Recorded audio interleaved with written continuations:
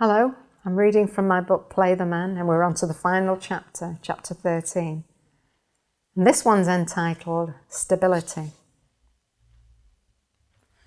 Other words offered for stability by the dictionary are steadfastness, solidity, constancy, durability, firmness, permanence, soundness, strength. What are you aiming for as a married couple? What are your goals as a family? Has God put a call on your life? If so, what for? And are you working towards fulfilling that call? How firm are you in your convictions? Is your call strong enough to withstand testing? Hebrews 11 is a wonderful passage reminding us of all the people in the Bible who have been spoken to by God, and who walked and lived their lives in the faith that God would bring to pass all that he had said. Noah was told to build an ark and was given the specific dimensions by God.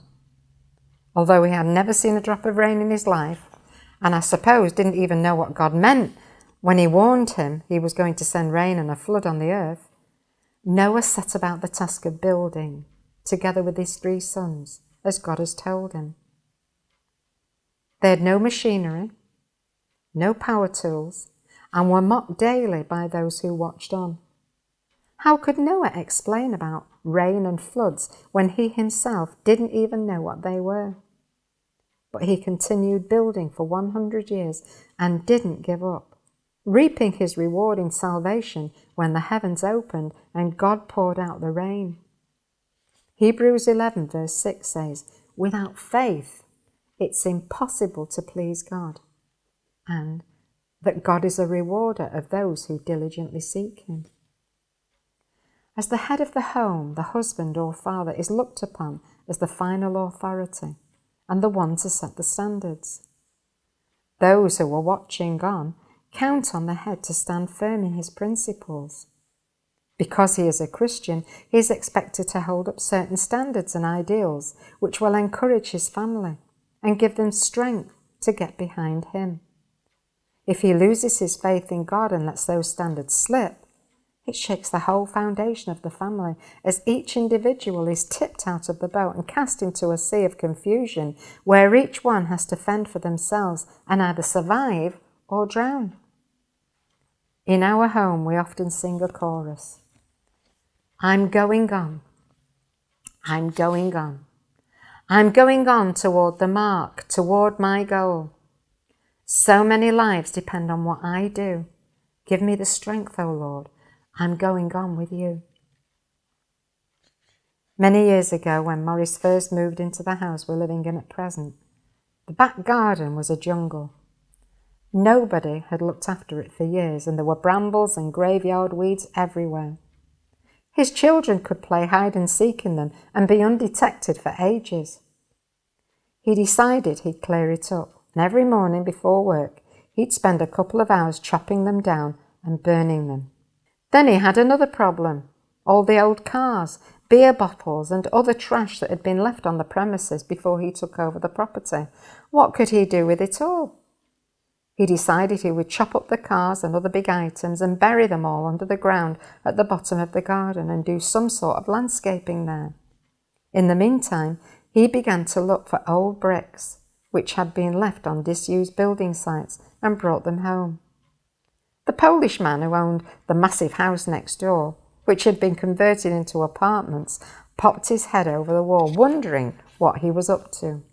Maurice told him, and the man laughed. "You'll never do it. The job's far too big. You'll never do it." He laughed all the way back into his house. He thought Maurice was either joking or crazy. He himself had spent thousands of pounds to get his ground levelled and covered with tarmac, and here was Maurice telling him that he was going to do it all by himself with his little hacksaw, spade and wheelbarrow. But Maurice carried on collecting bricks. Indeed, we were both on the lookout all the time and would bring home van loads of broken bricks, which he intended to lay one at a time as he cleared the ground at the back of the house. It took years and thousands of bricks. But Maurice did it. The Polish man still could not believe he would stick at something for so long and said, I thought you would never do it," and just stared in disbelief and amazement. Ephesians 4 tells us that God gave us apostles, prophets, evangelists, pastors, teachers to perfect the saints for the work of the ministry, the edifying of the body of Christ, until we all come in the unity of the faith unto a perfect man, unto the measure of the stature of the fullness of Christ, that we henceforth be no more children, tossed to and fro and carried about with every wind of doctrine. That's from Ephesians chapter 4, verses 13 to 14. We need to hear and understand the message clearly, receive our own revelation and conviction concerning it, and stick with it once we've accepted it. God cannot order the steps of someone who vacillates. If he knows that when you say something you will not waver from what you have purposed, then he can bring things across your path, because he knows you will either see them or trip over them on your journey. But he can't put things in your way if you keep moving off the path. I know so many Christians who are always jumping on the latest bandwagon, and nobody knows what they will believe next.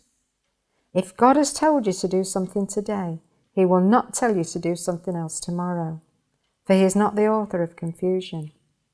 If this is your experience, then you will have to decide whose voice you are hearing, because God doesn't play games with people. If he tells you to do something, he will have been preparing you for a long time, perhaps years beforehand, and you will know the truth deep down inside.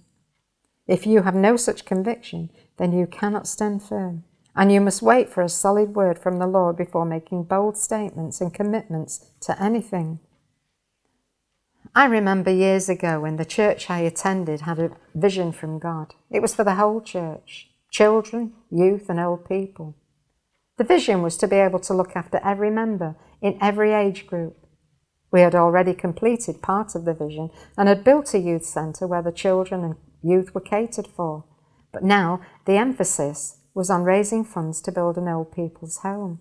And every month we would take up an offering called a Jericho March offering, which would go towards this project. The years have passed, and the Jericho March offering is still being taken up, but the vision has died, together with a lot of the old people. The people weren't told about the changing plan. The money just started somehow to be used for maintenance purposes. But what a letdown for those who had faithfully given, hoping one day to have lived on the premises and passed from there into the presence of the Lord. It's sad, but that's what happens when people vacillate and are not consistent, and those watching lose faith and respect. My marriage is the biggest commitment I've ever taken on.